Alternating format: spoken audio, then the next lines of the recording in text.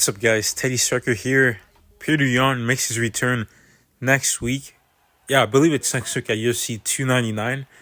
And his career, it's kind of taking a sad turn because this guy became an undisputed world bantamweight champion at 27 years old when he beat Jose Aldo, and then he fought Aljamain Sterling. And going into that fight, it was clear that the two best bantamweights at that time were Petr Yan and Aljamain Sterling, and then at number 3 you could have Corey Sandhagen. But going into the fight, it was kind of competitive at first, but then Petr Yan started to take over, and that's how all his fights went. Like, it was the same thing with Jose Aldo. Jose was having a lot of success early on, but then he kind of started to slow down, and Petr Yan kind of got his timing and started making the right adjustments in order to beat Jose Aldo. But yeah, he was beating Aljamain Sterling towards the end of the fight, but unfortunately he threw an illegal knee while Aljamain Sterling was a grounded fighter. And it seems like that moment in time, that butterfly effect, it just led him on this downward spiral, because he's had 4 fights since that first Aljamain Sterling fight, and he's only won 1 of them.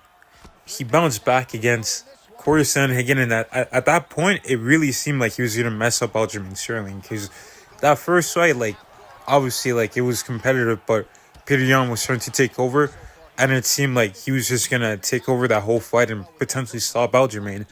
But Aljamain did very well in that second fight. I know a lot of people are saying that, maybe Petr Yan should have won that, but in my opinion, I think Sterling won the first 3 rounds. He could have even had a 10-8 round, round 2 or 3, and then Petr Yan did, as he always does, he came back strong in the later rounds, the championship rounds, but it was not enough. So in my opinion, he lost that, and the judges got that decision correct.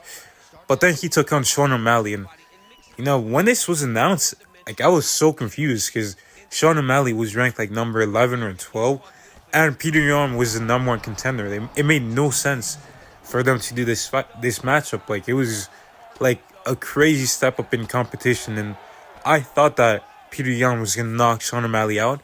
And they fought. It was really competitive, and it's one of those fights that's really awkward to score. And this is why the UFC would really benefit from a real scoring system, because it seems like there's some times where certain fighters are favored. If a fighter gets taken down and controlled quite a bit, then if the favorite, the person the UFC wants to win, if that person gets taken down and everything, and they get back up and they land a few shots, then that person wins the fight, that person that was taken down and everything. But in other cases, like Chimaev and Usman, I'm pretty sure the UFC wanted Chimaev to win, so, in rounds 2 and 3, Chimaev got some takedowns, but he did nothing with them. He lost the rest of the round on the feet. But he was rewarded so heavily for that. And it doesn't make sense at times. It just needs to be clear. If a takedown means that much points, then let's just keep it at that. Let's not just, play around with it and favor some fighters and, not play fair with others. It's just very weird to me.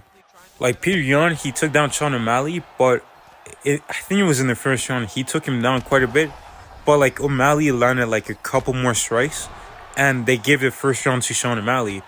And then I think in the second round, it was Petr Yan Sean O'Malley rocked Petr Yan, and I think at one point he almost dropped him. And then Petr Yan does the same thing. He rocks him and almost drops Sean O'Malley, but Petr Yan gets control time and lands a couple more strikes. And then the third round, I think, went to Sean O'Malley, so they gave it to Sean O'Malley. But then I thought he was gonna demolish Merab. I made a video saying that Petr Yan is gonna hurt Merab badly, because I thought that he was gonna be able to defend the takedowns, and Merab had nothing for him on the feet. But Merab just completely shut him out. I think he saw 50 takedowns in that fight. That dude has crazy cardio, but Petr Yan, he couldn't get his timing going. He was just constantly getting his rhythm broken by Merab's takedown attempts. And now he's fighting Song Yadong, and to be honest, I don't think he's going to win this fight. And it sucks, because he's one of my favorite fighters. He's super exciting to watch, Petr Yan.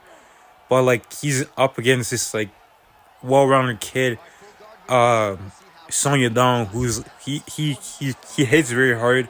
He's got great grappling and jiu-jitsu. He can take Petr Yan down at some points, like he did with Chris Gutierrez, if the striking is not going his way.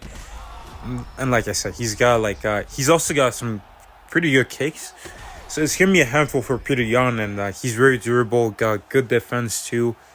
It's just like it sucks because I feel like Petr Yan, he might have peaked a bit early in his career because, like I said, he was champion at 27, and at that stage, like 27, 28, I think that was his prime. And sadly, like I feel like he's just not gonna be the same, and I think he's gonna lose this. I hope he doesn't get knocked out.